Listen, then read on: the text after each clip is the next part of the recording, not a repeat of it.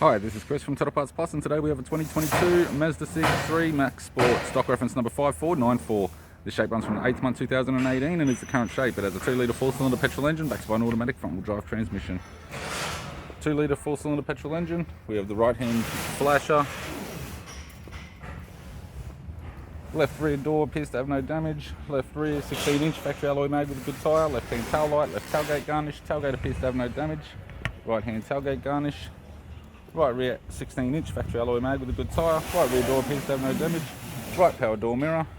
And a right front 16-inch factory alloy mag with a good tyre. We have the driver's side door trim, power window master switch.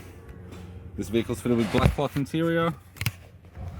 Automatic type console, automatic gear shifter, heated controls, single touch sat nav display unit, interior mirror, courtesy lamp, sunglass holder type, left hand sun visor, right hand sun visor, and a tidy 3-spoke leather steering wheel with cruise audio and phone buttons.